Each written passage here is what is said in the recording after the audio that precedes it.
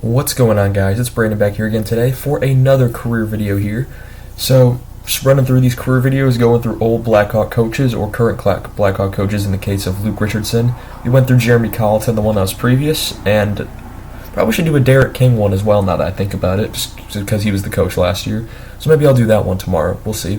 But we'll have Joe Quennville here today. Joe Quennville, people forget he had a playing career because he's the second greatest coach of all time. 1978, he's picked 21st overall by Toronto. So at that time, that's like a second-round pick. And he comes right out of his rookie season and plays. And 1978-79, he plays 61 games with the Leafs, 2 goals, 9 assists, 11 points, 6 games played in the playoffs, no goals, 1 assist, 1 point. He wasn't a big penalty minutes guy. He wasn't a big scorer. He was just a decent defenseman. I would say he was a good defensive defenseman. Not Hall of Fame worthy, nothing special, but he was a good player in the NHL. He played this long.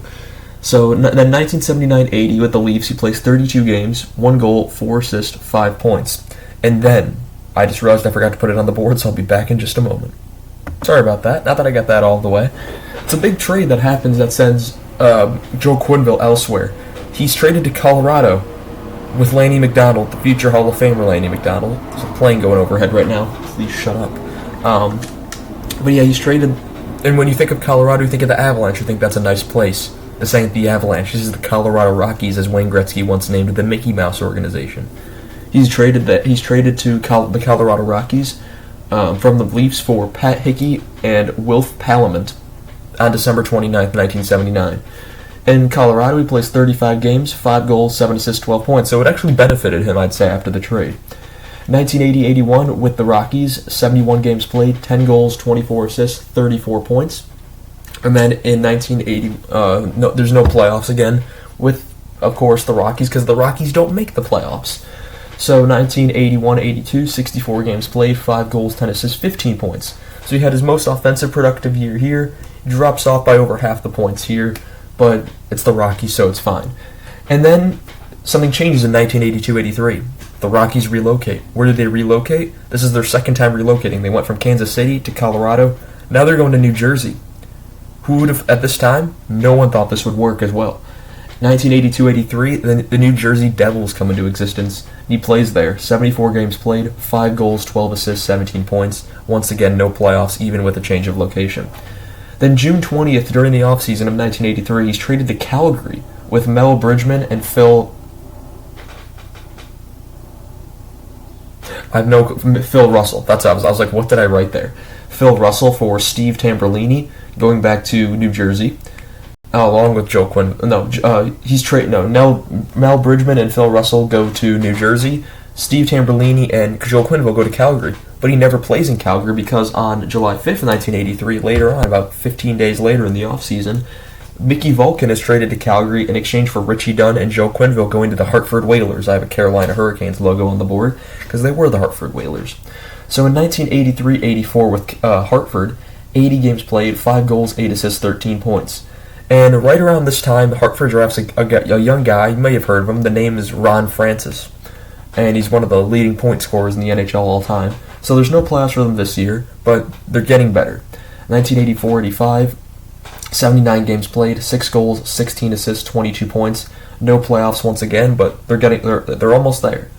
1985-86 is the year. 71 games played, 5 goals, 20 assists for Quennville, 25 points, 10 games played, no goals, 2 assists, 2 points, as they are so close to beating Montreal that year, I think it was, and they just could not get it done in Game 7. 1986-87, 37 games played, 3 goals, 7 assists, 10 points, 6 games played in the playoffs, no goals, no assists, no points.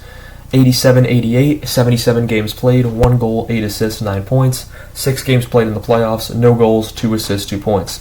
It is around this time where he starts spending time in the AHL. Quennville is getting older, he's not as effective as he once was, as you can see by the point totals as well, and he's playing less games in the lineup. He plays about 146 games in his career in the AHL, and so he plays around 950-ish games professionally.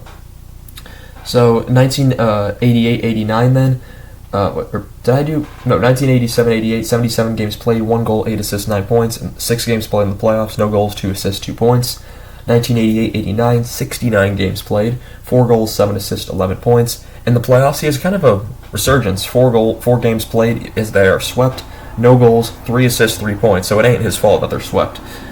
1989-90, that's the year. And his final year with the Hartford Whalers, he spends a lot of time in the American League this year. 44 games played, 1 goal, 4 assists, 5 points. And there are no playoffs for Hartford that year as they finally fall out. 1990-91, he's with a new team. On October 3rd, 1990, he's traded to Washington for future considerations. Washington at this time is a pretty stacked team, I'll give him the credit. 9 games played, 1 goal, no assists, no points. That'd be his final point, that 1 goal in his regular season career. In the playoffs, however, he plays all 6 games, 1 goal, 1 assist, 2 points in 6 games. So for his totals in his career, 803 games played in the NHL, 54 goals, 136 points, or 136 assists, 190 points, 38 games played in the playoffs, 1 goal, 9 assists, 10 points. And if these planes would shut up, that would be fantastic. But yeah, that's really all I have for you guys today. Of course, this is not the coaching career of Joe Quennville, which is much brighter, much different, until recently, that is. But he wins 4 Stanley Cups as a coach. He never won one as a player, never won any accolades. He did win Coach of the Year in 2000 with the Blues. He won the Stanley Cup as an assistant with Colorado in 1996. And of course, the hometown hero, 3 Stanley Cups with Chicago, becoming the 3rd coach in Chicago all time to have at least 3 championships. Papa Bear Hallis for the Bears, Phil Jackson for the Bulls, and of course now Joe Quennville is on that list.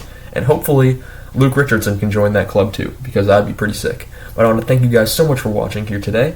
And I shall see you guys in the next one, whichever that is. We're just going to keep doing career videos for now because I got a lot to do. So see you next time. Goodbye.